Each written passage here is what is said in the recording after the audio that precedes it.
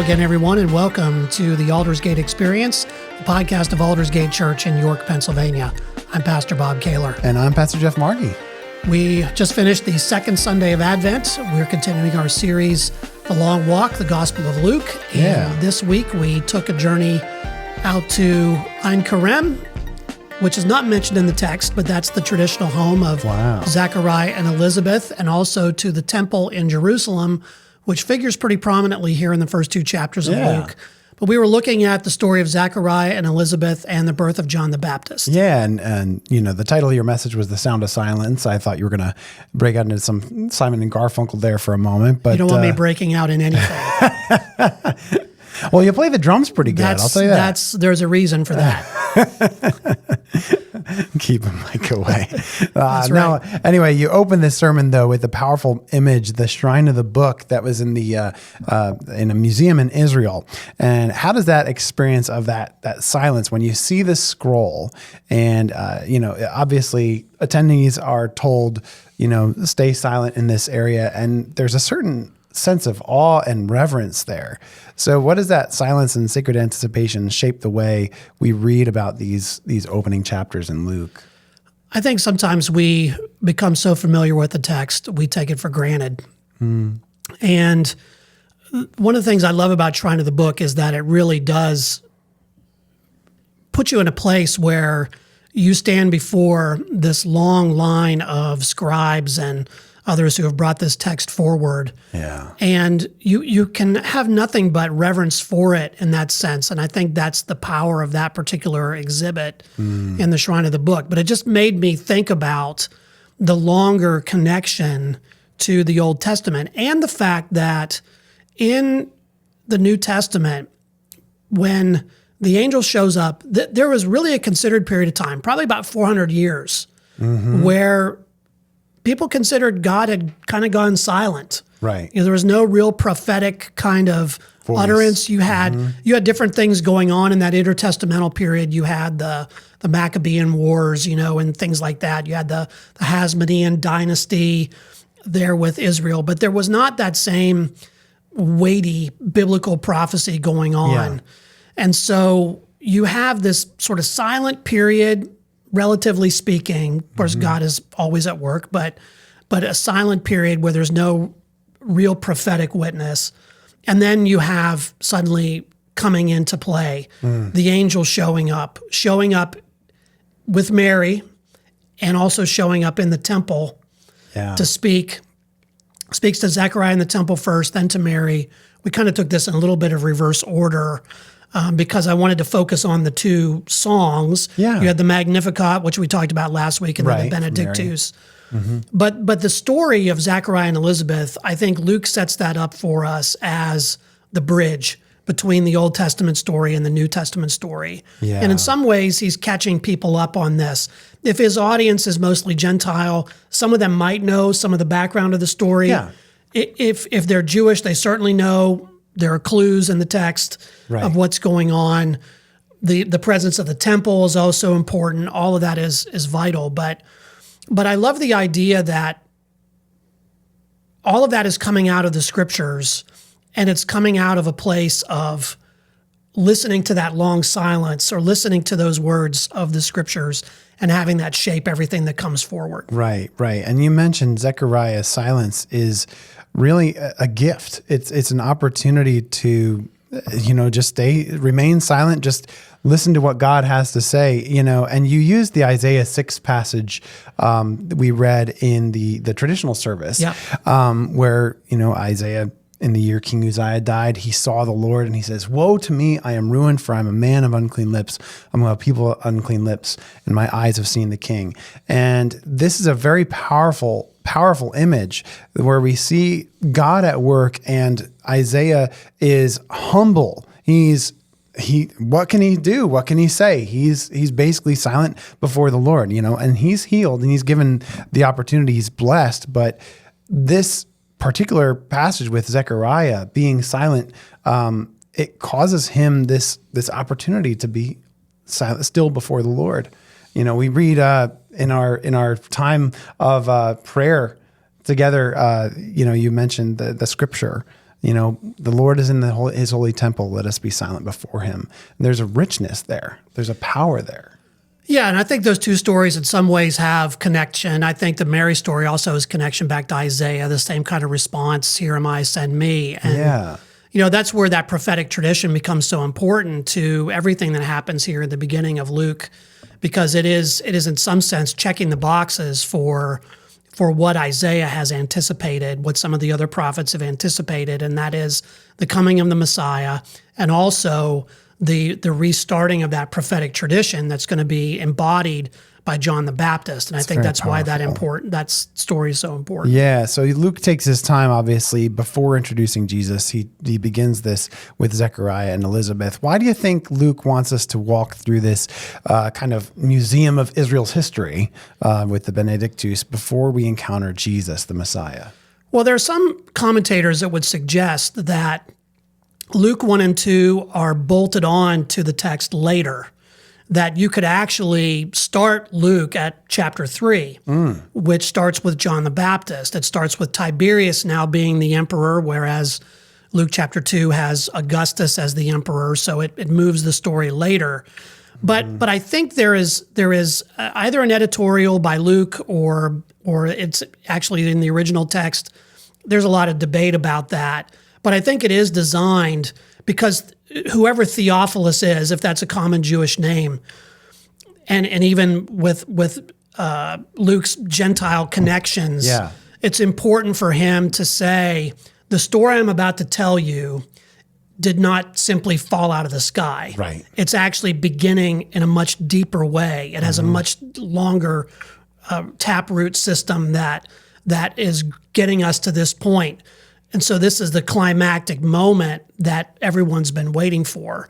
And so Zechariah and Elizabeth act as that bridge, that connection back to Abraham. You think about all the covenant history that has to do with barren couples, Abraham to Samson and Judges, and then to the birth of Samuel in that prophetic tradition. There's also allusions here to Elijah, the Nazirite vows, which are implied here with John the Baptist, and all those kinds of things. That whole rich tradition of prophet and law all comes together in this one place. And so here's the priest Zechariah representing the law, but also then giving birth to prophet. You have law and prophets both pointing to this Messiah who's to be born. Wow, that's really, really powerful and really rich.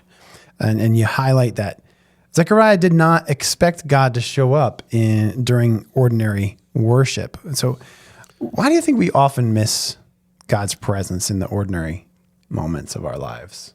I think sometimes we're just preoccupied.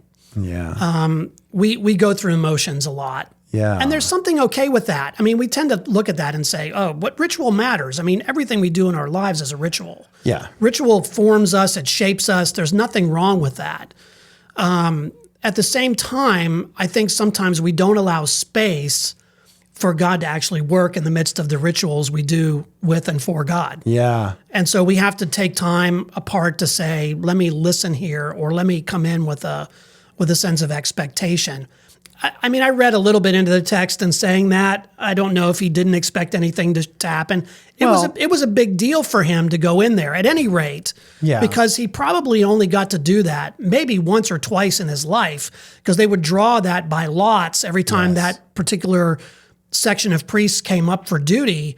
So this would have been a big deal for him, even though it was an ordinary day in the temple and all those kinds of things. But I think the reality is, though, that if you were a really authentic, pious Jew in the Second Temple period, Herod had built the temple, rebuilt it to kind of legitimize his reign, but there was no sense that the Shekinah glory of God was dwelling in the temple anymore. You know, the Ark of the Covenant's not there. It's long gone. Who knows where it's gone? But it hadn't been there for hundreds of years. Taken away in 586 BC when the Babylonians invade. Nobody knows where it is. So you're having that you're still going through the rituals in the temple. You still have a Holy of Holies, but what's actually happening there, you don't have that same sense that you had. You go back to, and I wrote about this last week in the blog, the idea that after the temple was destroyed, after Solomon's temple was destroyed by the Babylonians, it was rebuilt. But everybody looked at it and said, what a sad structure compared to what Solomon had built. Yes. And so here comes Herod the Great, first century BC, saying, I'm going to rebuild this. He levels the hillside. He expands the temple complex. He wants to make it this grand edifice, and it is. It's a wonder of the ancient world.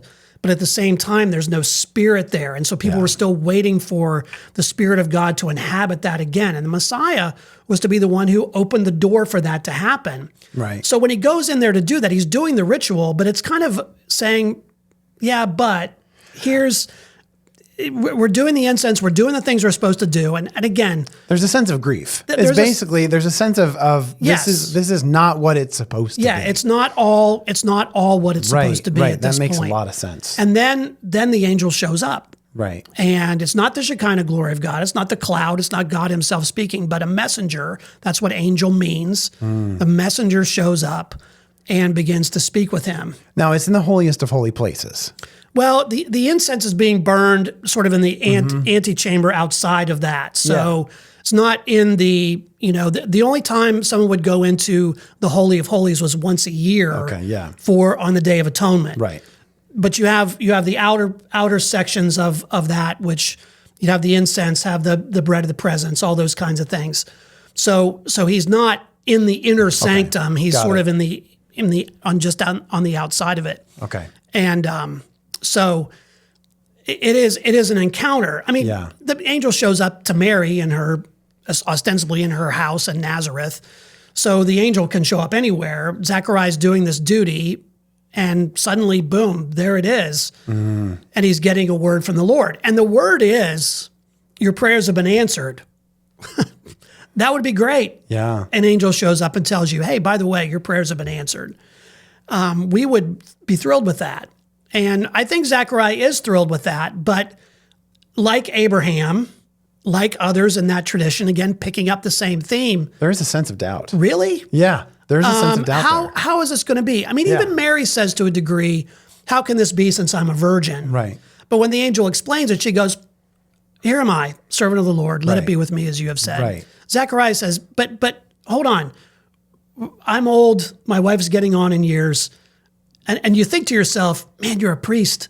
You don't know the history here. Do you not know what's taken place? Yeah. And I think it is almost a rebirth of memory in that sense for Zechariah, and for the reader, us, to say it's a rebirth of that idea of covenant that's gone all the way back into the Old Testament. So all of that's taking place there in the temple. Well, and you spoke about earlier the 400 years of silence. It makes a lot of sense why he would be so confused or taken aback by what's happening here. Is this really happening? Is this really who I think it is? Is this really what I think it could be? Yeah, although the angel has to show up and say, do not be afraid, that makes me feel like, okay, this is kind of like, wow. This is pretty serious. That's the first word out of his mouth every time he shows up. So there's something about the glory of the presence here that's causing immediate fear. People know there's a divine encounter going on. Yeah. The question is of what nature, and trying to process that kind of news in a time when you're expecting something else to happen, or you're stuck in a particular situation and saying, well, that's just the way it is. And suddenly the angel's going, no, here's how it's going to be. And that's the part I think that Zechariah, as we would, I think too, struggle with that whole idea. Time out. What are you talking about? Yeah. This can't be. Well, it's God we're talking about here. And what does Gabriel say to Mary? With him, nothing is impossible. Right. So Zechariah, the priest, has a harder time getting that, I think, than Mary does as the young girl. And I think here, again, that's part of Luke's idea of reversal. Yeah. It could also be experience. I mean, he's much older than Mary he's got was. he's got to overcome. So, But at the same time, I think it's a sign of Luke's sense of reversal, that it's the innocent, the young, the unlikely who are actually hearing the word, where it's sometimes the priestly, the religious, the the steeped in their ways that miss it. And that's indicative of Jesus's ministry, just by itself. And you see that all through Luke. He says you must be like a child to enter the kingdom of God. It's the way it is all through Luke. Very, very much, yeah. So Zechariah obviously responds to Gabriel's message. We talked about with the doubt, while Mary responds in faith. Why? What does that teach us about human experience, belief and unbelief? I think about the soldier. He said, "Lord, I believe, help my unbelief," when he's talking about his sick son.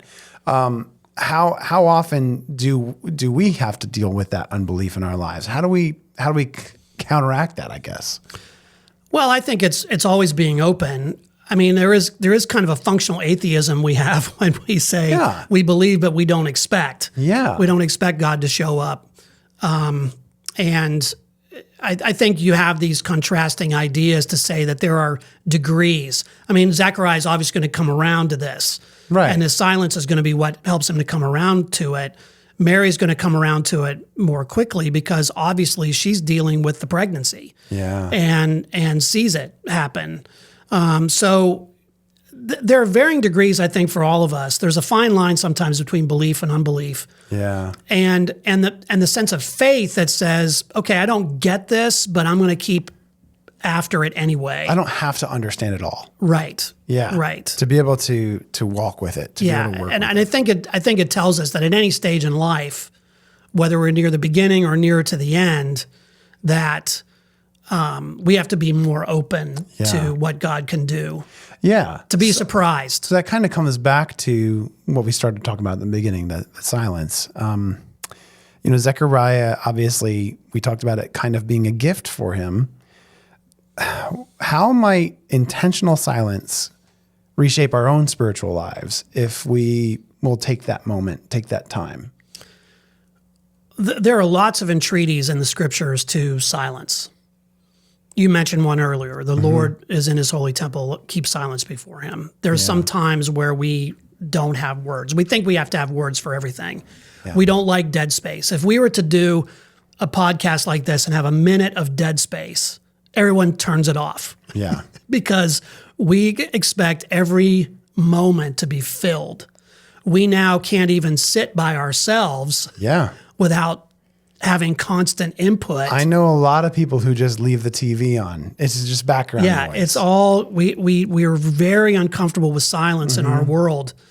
But think about this world where you don't have all of that. I know. Silence is much more prevalent. But Zechariah, I think, is given this curse/gift as a way of saying, time out. Here's an opportunity for you to really process what God is doing here. And in some sense, that silence equates to the silence that had preceded this event, that 400 years or whatever it is of seeming silence, to realize that doesn't mean there's not something going on. Yeah. And there's certainly something going on with Zechariah in his 9 months of silence. And that's why when he finally his mouth is opened, he is able to speak the first word out as praise because he's been in God's presence. And I think we are so used to thinking about words and being uncomfortable with silence that Luke is starting us out by saying, you need to be ready to be in awe of what God is doing here.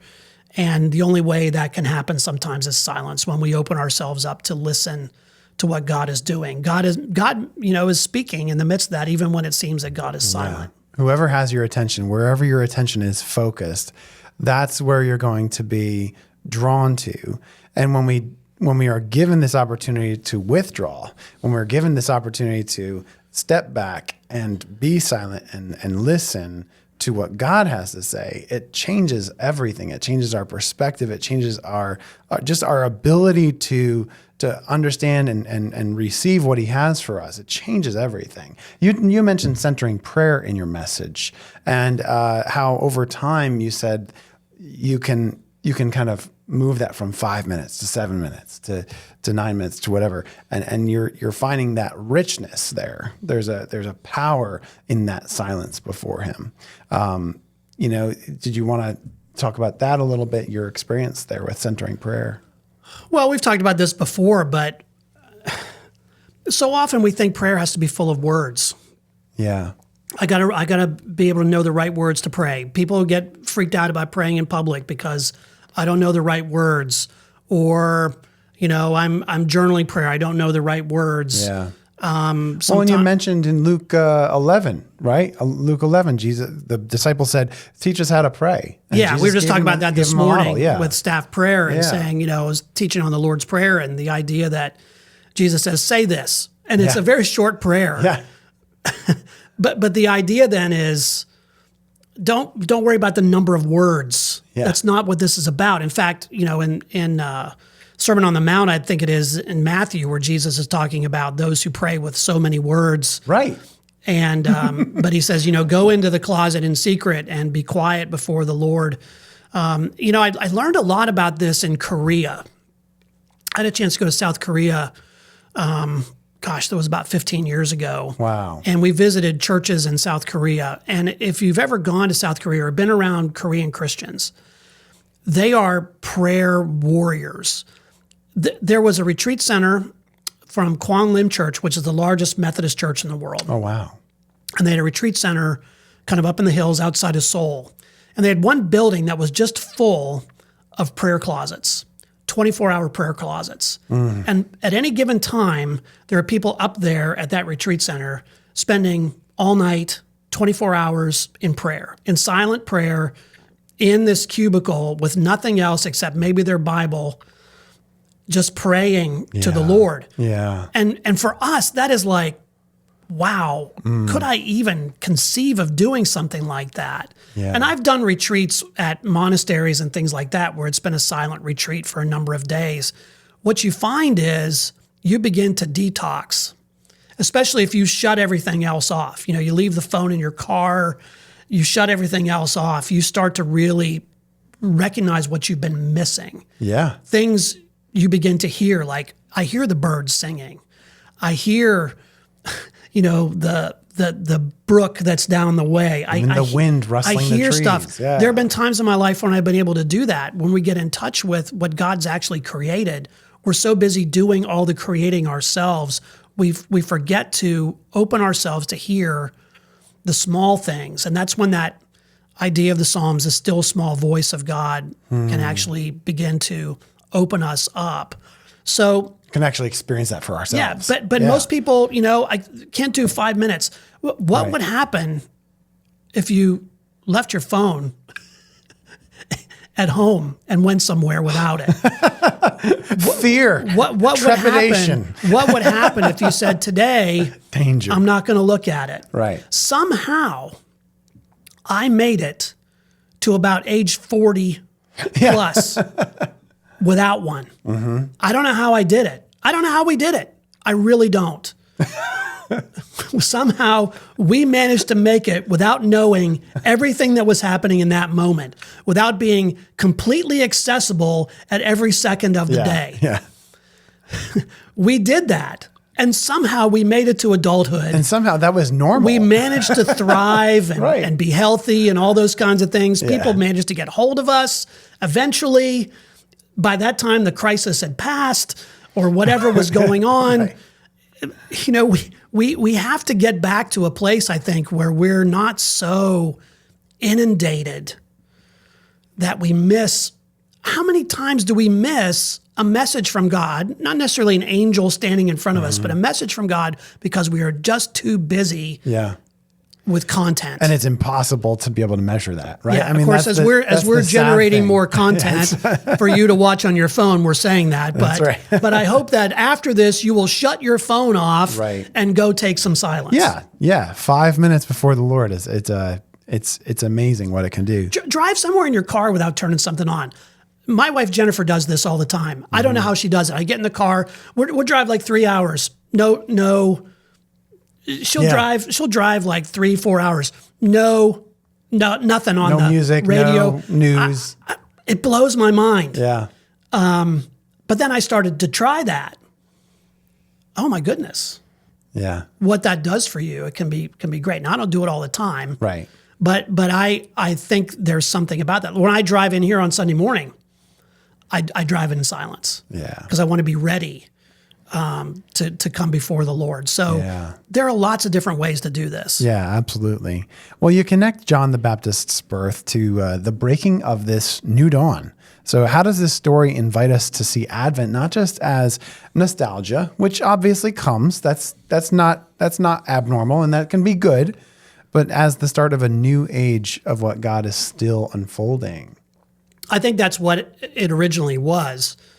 Here is God now stepping back into history in a very, not that he stepped out, but stepping into history in a very personal and powerful way. Yeah. And Advent then, as we celebrate that, reminds us that God is doing that again. The kingdom has come and is coming, that the king will return. Yeah. There is a second Advent to come, and so we're preparing ourselves for that. Yeah. And if there's a period of silence preceding, we have an opportunity to really prepare ourselves for his return. Yeah, I absolutely love the lighting of the Advent candle every week. And that is special in that obviously it's a signpost. We see the Lord and we talk about Advent every year, but there's a new opportunity every year for us to reconnect to what God wants to do in our lives and how he wants to move in our Well, to learn the discipline of waiting. Yeah. You know, we start talking about Christmas, and I had this conversation with someone after church on Sunday, you know, about Christmas music during Advent. You know, we had a pastor once, they said, who didn't want us to sing any Christmas music during Advent. And I'd laugh because I have been that pastor in the past where I'm like, you know, because can we not just wait a little bit? Yeah. Because everybody starts Christmas right after Halloween now. Can we not just wait a little bit and anticipate? I think sometimes we want what we want when we want it now. And we think that it's just all about, we can't have any period of silence in between seasons. Yeah. We always have to have something going on. Yeah. And well, it follows a commercial calendar. Well, it does. And I think that's a big part of what's happened, which is why I get a little bit grinchy at Christmas time. There are a lot of reasons for that, but the noise. I know. When the Grinch says that, I'm like, I'm with you, dude. You know, I got that. But we have to have a period of time, I think, when we're anticipating, when we're waiting. Lent is like that too. It's easier for people, though, during Lent because you don't have all the other commercial stuff that's laid on top of it. Right. You don't go Lent shopping, for example. So you really have Ash Wednesday shopping. The big holiday that everybody loves. So you have to have this period of time, I think, to really appreciate what's going on. And sometimes when we get to Christmas, everybody's so exhausted they forget what it's about.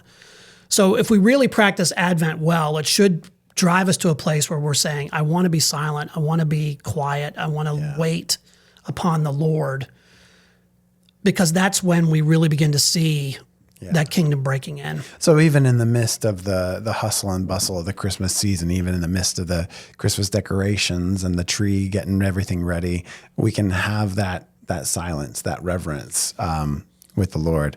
You know, you encourage listeners to embrace that silence. So I guess for me personally, I can share that, you know, when I've experienced silence before the Lord, oftentimes I'll take a walk. You know, I'll just take a walk in the wilderness. I'll take a hike, something like that.